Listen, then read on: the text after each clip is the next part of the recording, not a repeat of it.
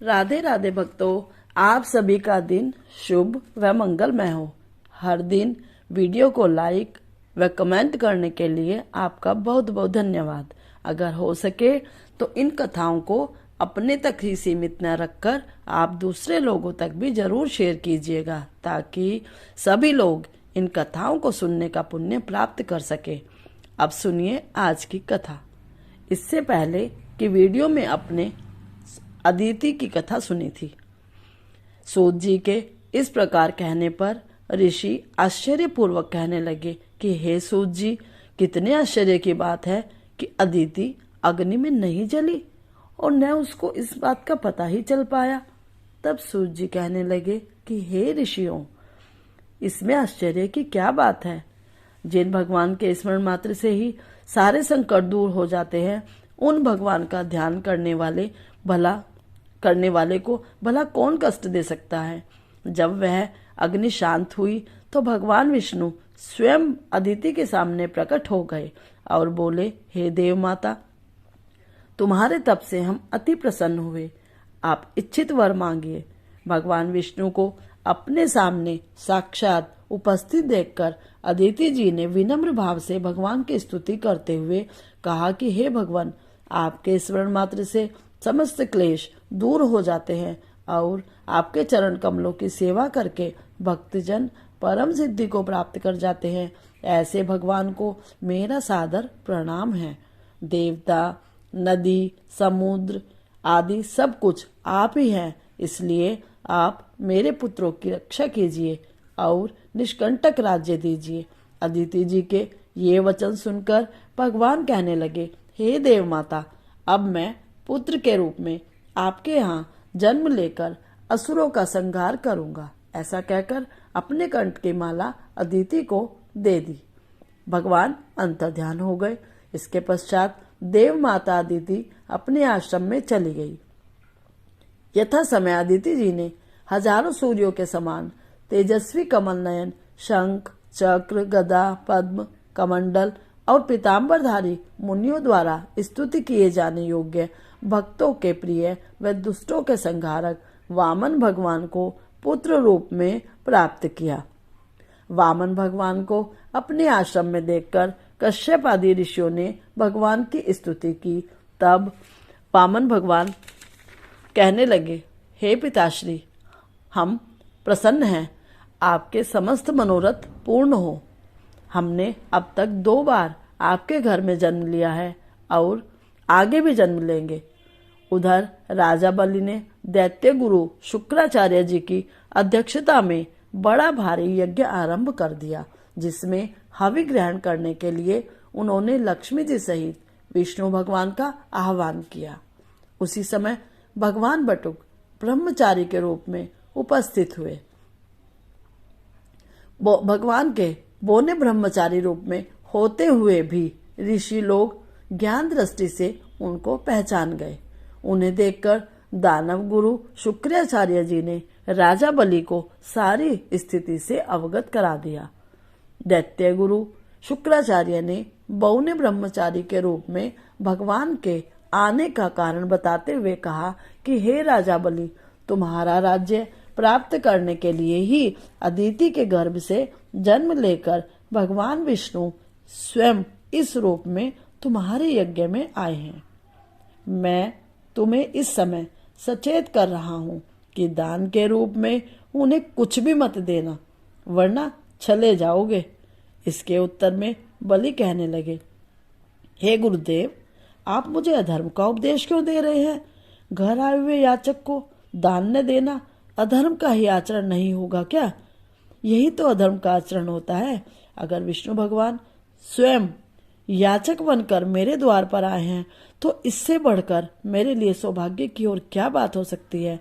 मैं जितने यज्ञ आदि करता हूँ वे सभी भगवान विष्णु को प्रसन्न करने के लिए ही तो करता हूँ, इसलिए बटुक रूप में वे मुझसे जो मांगेंगे मैं अवश्य ही दूंगा। शुक्राचार्य व राजा बलि ने वार्ता चल ही रही थी कि वामन भगवान राजा बलि के यज्ञ मंडप में आ गए। बलि ने अर्घ्य देकर उनका यथोचित सत्कार किया, फिर हाथ जोड़कर कहने लगे, हे नाथ, आपके दर्शन पाकर मैं तो कृतार्थ हो गया। अब आज्ञा दीजिए कि मैं आपके लिए क्या कर सकता हूँ, मैं आपकी किस प्रकार सेवा करूँ। तब भगवान कहने लगे, हे राजन, तब के लिए बस हमको 3 पग भूमि चाहिए। यह सुनकर राजा बलि ने हंसकर कहा, हे बटुक, तुमने मांगा भी तो क्या मांगा। तुमने धन, ग्राम, शहर, हाथी, घोड़े आदि मांगे होते। यह सुनकर वामन भगवान बोल पड़े कि हे दैत्यराज, हमें किसी भी प्रकार का कोई प्रलोभन नहीं है। मुझे तो तप करने के लिए केवल 3 पग भूमि ही चाहिए। हे राजन, ये पृथ्वी सदैव किसी के पास नहीं रहती। सारी पृथ्वी को भोगने वाले मानधाता जैसे राजा आज कहाँ हैं। इसीलिए मुझे अधिक लोभ नहीं है, मात्र 3 पग भूमि ही चाहिए। चंचल लक्ष्मी को यज्ञ, दान आदि में लगाकर तुम्हारी तरह राजा जो अपनी मार्ग सुधारते हैं वे धन्य हैं। भूमि दान से उत्तम दान न कोई हुआ है और न कोई होगा ही। इसीलिए हे दानवीर राजा, मुझे मात्र 3 पग भूमि ही चाहिए। भगवान विष्णु ने राजा बलि को समझाते हुए कहा, हे राजा, इस संबंध में मैं तुम्हें एक प्राचीन इतिहास सुनाता हूँ, ध्यान से सुनो। पहले ब्रह्मकल्प में भद्रमती नाम का एक गरीब ब्राह्मण था।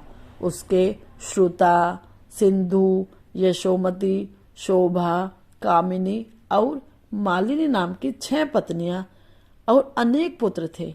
जब दरिद्रता के कारण सभी भूख से अत्यधिक दुखी हो गए, तब वह ब्राह्मण अपने परिवार सहित कौशाम्बी नाम की नगरी में चला गया। वहां जाकर भद्रमती ने सुघोष नामक एक धनी ब्राह्मण से 5 पग भूमि दान में मांगी, जो उसने दे दी। इसी 5 पग भूमि दान के कारण उसे विष्णु जी का परम पद प्राप्त हो गया। फिर एक अन्य ब्राह्मण के मांगने पर वह 5 पग भूमि भद्रमती ने फिर से दान में दे दी। इससे भद्रमती को मोक्ष की प्राप्ति हो गई। इसी कारण राजा बलि, मैं कहता हूँ कि 3 पग भूमि मुझे भी दान में दे दो, जिससे उसे किसी को देकर मैं भी मोक्ष का साधन प्राप्त कर सकूं। वामन भगवान के द्वारा प्रेरित करने पर राजा बलि गंगा सागर लेकर, अर्थात जो टोटी वाला लोटा होता है, उसे लेकर दान करने को तैयार हो गए।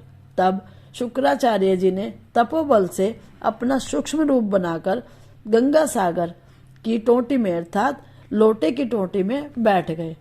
वामन भगवान गुरु शुक्राचार्य जी की इस चाल को जान गए।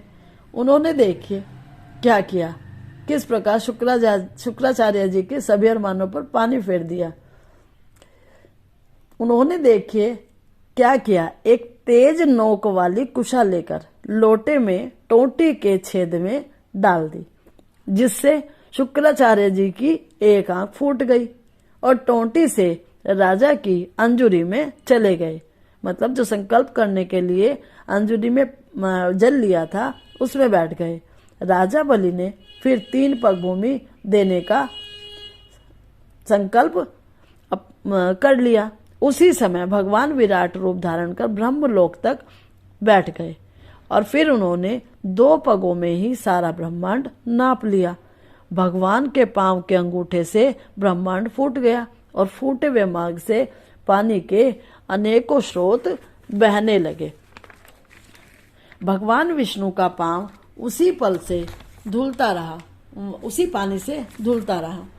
वहीं पावन जल ब्रह्मा आदि सभी देवताओं को पवित्र करता हुआ सप्त ऋषियों से सेवित सुमेरु पर्वत पर पड़ा और गंगा जी के नाम से प्रसिद्ध हो गया। इस प्रकार पतित पावनी गंगा जी की उत्पत्ति भगवान के श्री चरणों से हुई, जिसके स्नान व स्मरण मात्र से जन्म जन्मांतर के पाप नष्ट हो जाते हैं। यह दृश्य देखकर सभी देवता व मुनि स्तुति करते हुए बोले, हे अनंत मूर्ति, जगत के संचालक, परम पिता और सबके स्वामी, आपको नमस्कार है। इस प्रकार स्तुति सुनकर भगवान ने फिर उन सभी देवताओं को उनको अपना अपना स्थान दिला दिया और बलि को रसातल भेजते हुए उसे वरदान दिया कि अग्नि में बिना मंत्रोच्चारण के जो हवन किया जाएगा वह तथा कुपात्र को अपवित्रता से दिए गए दान का फल तुम्हें प्राप्त होगा, अर्थात राजा बलि को। इस प्रकार भगवान ने देवताओं को सुंदर स्वर्ग और बलि व दैत्यों को पाताल लोक दे दिया। ऐसा करने के पश्चात विराट भगवान पुनः वामन रूप में आ गए। तब समस्त देवताओं ऋषि मुनियों ने भगवान की पुनः स्तुति की। इससे अगली वीडियो में आप जानेंगे कि किस प्रकार श्री सूत जी महाराज ने ऋषियों को कथा सुनाई कि गुरु वशिष्ठ जी ने जब स्नान करके वह वापस आए तो राजा ने सोने की थाली में सजा हुआ मांस मिश्रित भोजन उनके आगे परोस दिया। उसके बाद क्या हुआ यह जानने के लिए उम्मीद करती हूँ कि आप अगली वीडियो जरूर देखेंगे। तो अब तुलसा माँ की आरती कर लेते हैं। तुलसा महारानी नमो नमो, हरि की पटरानी नमो नमो, तुलसा महारानी नमो नमो। धन्य तुलसी पूरण तप कीनो, शालिग्राम बनी पटरानी नमो नमो, तुलसा महारानी नमो नमो। कौन से महीने में बोई रानी तुलसा, कौन से महीने में हुई हरियाली नमो नमो, हरि की पटरानी नमो नमो, तुलसा महारानी नमो नमो। कौन से महीने में हुई तेरी पूजा, कौन से महीने में हुई पटरानी नमो नमो, तुलसा महारानी नमो नमो, हरि की पटरानी नमो नमो। आषाढ़ मास में बोई रानी तुलसा, आषाढ़ मास में बोई रानी तुलसा, सावन मास में हुई हरियाली नमो नमो, तुलसा महारानी नमो नमो, हरि की पटरानी नमो नमो। कार्तिक मास में हुई तेरी पूजा, कार्तिक मास में हुई तेरी पूजा, मंगसिर मास में हुई पटरानी नमो नमो, तुलसा महारानी नमो नमो, हरि की पटरानी नमो नमो।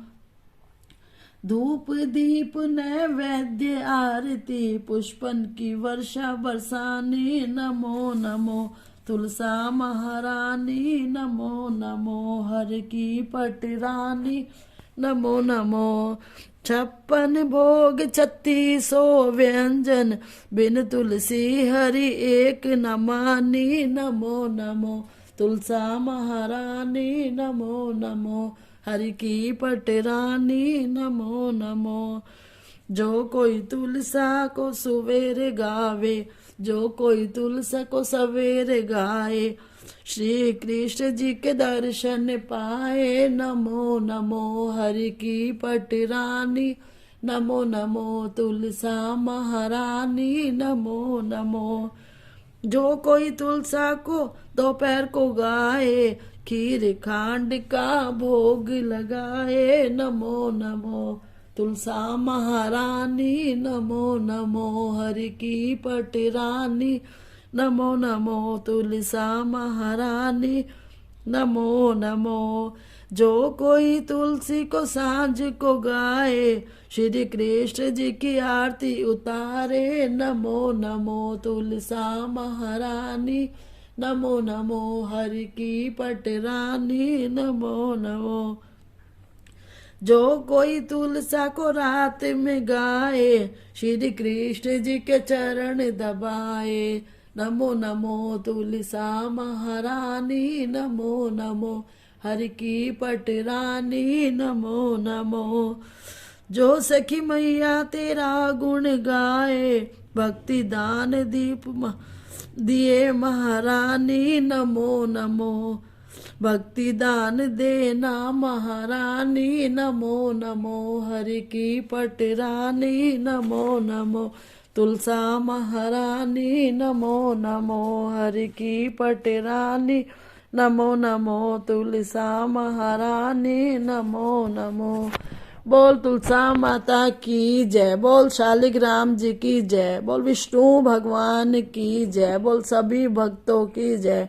आप सभी के घर में आनंद हो, खुशहाली हो, समृद्धि हो। सर्वे भवन्तु सुखिनः, सर्वे